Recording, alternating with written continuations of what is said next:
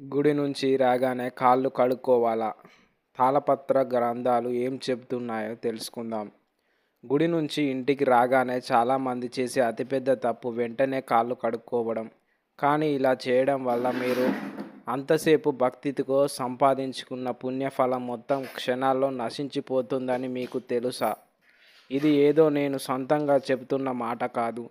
వందల ఏళ్ల నాటి మన పురాతన తాళపత్ర గ్రంథాలలో ఋషులు స్పష్టంగా లిఖించిన పరమ రహస్యం. గుడి నుంచి రాగానే కాళ్ళు కడుక్కుంటే అసలు ఏమవుతుంది? మన శరీరంలోకి ప్రవేశించే ఆ దివ్యశక్తి ఎలా హరించుకుపోతుంది? దీని వెనుక ఉన్న అసలు శాస్త్రీయ కారణం ఏంటి? ఈ వీడియోను మొదటి నుండి చివరి దాకా ఎక్కడ స్కిప్ చేయకుండా చూడండి. ఎందుకంటే వీడియో చివర్లో తాళపత్రాల ఆధారంగా గుడి నుంచి వచ్చాక మనం పాటించవలసిన అసలైన నియమేమిటో, ఒకవేళ పొరపాటున కాళ్ళు కడిగేసుకుంటే దానికి చేయవలసిన ప్రాయశ్చిత్తం ఏంటో కూడా పూర్తి వివరాలతో చెప్పబోతున్నాను. ఇక ఆలస్యం చేయకుండా అసలు రహస్యంలోకి వెళ్దాం. భారతీయ సనాతన ధర్మంలో ప్రతి ఆచారానికి ఒక విశిష్టమైన నమ్మకం, శాస్త్రీయ కారణం ఉన్నాయి. అందులో ముఖ్యమైనది గుడి నుంచి ఇంటికి రాగానే వెంటనే కాళ్ళు కడుక్కోకూడదు అనే నియమం. పురాతన తాళపత్ర గ్రంథాలలో పేర్కొన్న విషయాల ప్రకారం ఈ నియమాన్ని ఉల్లంఘిస్తే దేవాలయ దర్శనం వల్ల కలిగిన పుణ్యఫలం మొత్తం నశిస్తుందని పెద్దలు బలంగా నమ్ముతారు. తాళపత్రాలలో వివరించిన దాని ప్రకారం మనం ఒక పవిత్రమైన పుణ్యక్షేత్రాన్ని దర్శించినప్పుడు అక్కడే జరిగే యంత్రోచ్చారణలు, ధూపదీప నైవేద్యాలు మరియు విగ్రహం నుండి వెలువడే దివ్య తరంగాల వల్ల ఆ ప్రాంగణమంతా సాత్విక శక్తితో నిండి ఉంటుంది. మనం గుడిలో ప్రదక్షిణలు చేస్తున్నప్పుడు ఆ క్షేత్రంలోని పవిత్రమైన ధూళి, మట్టి మన పాదాలకు అంటుకుంటుంది. ఆ ధూళి ద్వారానే గుడిలోని దైవిక శక్తి మరియు పుణ్యఫలం మన శరీరంలోకి ప్రవేశిస్తాయి. అయితే గుడి నుంచి ఇంటికి రాగానే ఎటువంటి సమయం ఇవ్వకుండా వెంటనే నీళ్లతో కాళ్ళు కడుక్కోవడం వల్ల ఆ పాదాలకు ఉన్న పవిత్రమైన ధూళి కొట్టుకుపోతుంది. శాస్త్ర ప్రకారం అలా వెంటనే కడగడం అంటే ఆ క్షేత్ర మహిమను మరియు దైవ ప్రసాదాన్ని తృణీకరించడమే అవుతుంది. దీనివల్ల మనం అంతసేపు భక్తితో సంపాదించుకున్న పుణ్యఫలం మరియు సాత్విక శక్తి పూర్తిగా హరించుకుపోతాయని తాళపత్ర గ్రంథాలు హెచ్చరిస్తున్నాయి. అందుకే శాస్త్రం సూచించిన సరైన పద్ధతి ఏమిటంటే, గుడి నుంచి వచ్చిన తర్వాత కనీసం 15 నుండి 20 నిమిషాల పాటు ఇంట్లో ప్రశాంతంగా కూర్చోవాలి. ఆ సమయంలో దేవాలయం నుండి మనం తెచ్చుకున్న దివ్యశక్తి మన శరీరంలో పూర్తిగా స్థిరపడుతుంది.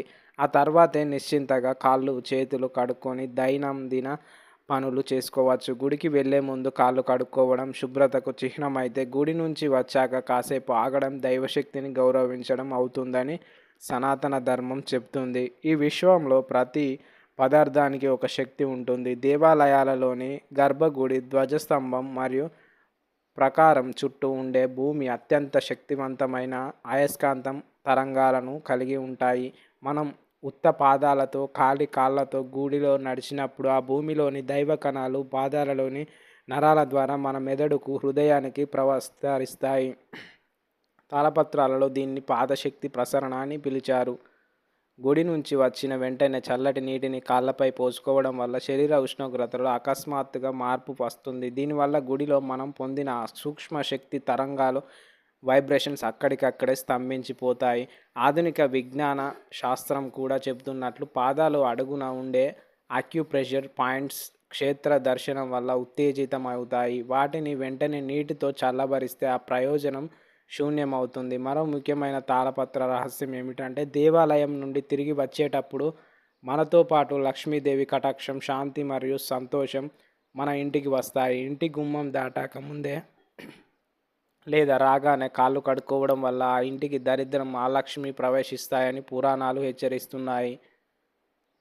పూర్వకాలంలో ఋషులు, మునులు క్షేత్ర దర్శనం ముగించుకొని వచ్చిన భక్తులకు కనీసం ఒక గడియ, దాదాపు 24 నిమిషాల పాటు దైవ నామస్మరణ చేస్తూ కూర్చోవాలని నియమం పెట్టడానికి అసలు కారణం ఇదే. అంతేకాకుండా గుడి నుంచి వచ్చిన వెంటనే కాళ్ళు కడుక్కోవడం అనేది ఇంట్లో ఎవరైనా మరణించినప్పుడు చేసే శ్మశాన క్రియలు అనంతరం పాటించే నియమంతో సమానమని శాస్త్రం చెప్తుంది. కాబట్టి పవిత్రమైన గుడి నుంచి వచ్చినప్పుడు శ్మశాన వైరాగ్య నియమాలను వర్తింపచేయడం మహాపాపంగా భావిస్తారు. ఈ చిన్న నియమాన్ని పాటించడం వల్ల మాత్రమే మనం క్షేత్ర దర్శనం చేసుకున్న పూర్తి ఫలితాన్ని వంశాభివృద్ధిని, మానసిక ప్రశాంతతను పొందుతామని తాళపత్ర గ్రంథాలు స్పష్టం చేస్తున్నాయి. ఈ ఆచారానికి సంబంధించి కాశీఖండం మరియు పద్మ పురాణంలోని తాళపత్రాలలో మరొక ఆసక్తికరమైన రహస్యం కనిపిస్తుంది. దేవాలయ దర్శనం చేసుకొని వచ్చే భక్తుడి వెనుక పుణ్యదేవతలు, పితృదేవతలు నడుస్తూ వస్తారని శాస్త్రం చెప్తుంది. మనం గుడి నుంచి ఇంటికి రాగానే కాళ్ళు కడుక్కుంటే మనతో పాటు వచ్చిన అదృశ్య దైవిక శక్తులు ఇళ్ళ లోపలికి రాకుండా గుమ్మం బయట ఆగిపోతాయి. దీనివల్ల ఇల్లు దైవ కటాక్షాన్ని కోల్పోతుంది. అంతేకాకుండా తాళపత్రాల ప్రకారం దేవాలయ ప్రదక్షిణాల వల్ల పాదాలకు అంటుకున్న ధూళిని రజస్సు లేదా తీర్థ ప్రసాద ధూళి అంటారు. ఈ ధూళి నరదృష్టి, నకారాత్మక శక్తి మరియు గ్రహదోషాలను హరించే శక్తిని కలిగి ఉంటుంది. ఇంటికి రాగానే ఆ మట్టిని నీళ్లతో కడిగేస్తే గ్రహదోషాల నుండి లభించాల్సిన ఉపశమనం లభించదు. ఆ ధూళి సహజంగానే మన ఇంట్లోని నేలపై పడటం వల్ల ఇల్లంతా పవిత్రమవుతుందని పెద్దల నమ్మకం. ఆయుర్వేద తాళపత్ర గ్రంథాల ప్రకారం గుడిలో నడవడం వల్ల పాదాలలో ఒక రకమైన ఆధ్యాత్మిక ఉష్ణం జనిస్తుంది. ఇది మనోల్లాసానికి, రక్త ప్రసరణకు ఎంతో మేలు చేస్తుంది. ఇంటికి వచ్చిన వెంటనే చల్లటి నీరు పోయడం వల్ల ఆ ఉష్ణ సమతుల్యత దెబ్బతింటుంది. ఇది కేవలం శారీరక ఆరోగ్యాన్నే కాకుండా మనసులోని సాత్విక భావాలను కూడా చంపేస్తుంది. అందుకే పూర్వీకులు గుడి నుంచి రాగానే ముందు కూర్చోండి, కాసేపు శ్వాస తీసుకోండి అని చెప్పేవారు. ఈ చిన్న నియమాన్ని నిర్లక్ష్యం చేయడం వల్లనే ఈ రోజుల్లో చాలామందికి గుడికి వెళ్ళిన మానసిక ప్రశాంతత లభించడం లేదు. క్షేత్ర దర్శన పుణ్యఫలం మన 7 తరాల వంశానికి దక్కాలన్నా, ఇంట్లో లక్ష్మీదేవి స్థిర నివాసం ఏర్పరచుకోవాలన్నా గుడి నుంచి రాగానే కాళ్ళు కడుక్కోవడమే తప్పు ఎప్పుడూ చేయకూడదని తాళపత్ర గ్రంథాలు ఘోషిస్తున్నాయి. మంత్రశాస్త్ర తాళపత్ర ప్రతుల ప్రకారం దేవాలయంలోని ధ్వజస్తంభం వద్ద మనం నమస్కరించినప్పుడు విశ్వంలోని సకల శుభ తరంగాల మన వైపు ఆకర్షితమవుతాయి. గుడి నుంచి తిరిగి వచ్చేటప్పుడు ఆ తరంగాల ప్రభావం మన శరీరంపై, ముఖ్యంగా భూమిని తాకే పాదాలపై అత్యధికంగా ఉంటుంది. మనం ఇంటి లోపలికి నడిచి వెళ్ళేటప్పుడు ఆ దైవిక శక్తి ఇల్లంతా వ్యాపిస్తుంది. ఒకవేళ ఇల్లాలు లేదా ఇంటి యజమాని గుమ్మం బయటే నీళ్లతో కాళ్ళు కడిగేసుకుంటే ఆ శుభశక్తి ఇళ్లలోకి ప్రవేశించకుండా మధ్యలోనే ఆగిపోతుంది. పురాతన వైద్య తాళపత్ర, ఆయుర్వేద గ్రంథాల ప్రకారం గుడిలో లభించే విభూది, కుంకుమ మరియు తీర్థ ప్రసాదాలలాగే అక్కడి నేలపై ఉండే ధూళి కూడా ఒక ఔషధం లాంటిదే.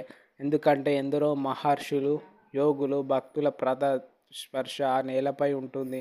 ఆ పవిత్ర ధూళి మన ఇంట్లోని పూజ గది వరకు చేరినప్పుడు ఆ క్షేత్ర దర్శన ప్రక్రియ పరిపూర్ణమవుతుంది. వెంటనే కాళ్ళు కడగడం వల్ల ఆ దివ్యమైన అనుభూతిని, ఆరోగ్యాన్ని మనమే చేజేతులా దూరం చేసుకున్నట్లవుతుంది. ఇక ముగింపు విషయానికి వస్తే సనాతన ధర్మం ఏ నియమాన్ని కూడా మూఢో నమ్మకంగా చెప్పలేదు. గుడికి వెళ్ళే ముందు కాళ్ళు కడుక్కోవడం శారీరక శుద్ధి కోసం అయితే, గుడి నుంచి వచ్చాక కాసేపు కాళ్ళు కడుక్కోకుండా ఉండడం మానసిక ఆధ్యాత్మిక శక్తిని కాపాడుకోవడం కోసం. కాబట్టి భగవంతుడి అనుగ్రహం మనపై, మన కుటుంబంపై ఎల్లప్పుడూ ఉండాలన్నా, చేసిన పుణ్యం వృధా కాకుండా ఉండాలన్నా తాళపత్రాలలో సూచించిన ఈ చిన్న నియమాన్ని ప్రతి ఒక్కరూ తప్పక పాటించాలి. వీడియో నచ్చితే లైక్ కొట్టి షేర్ చేయండి. కామెంట్ బాక్స్లో కామెంట్ చేయండి వీడియో ఎలా ఉందన్నది.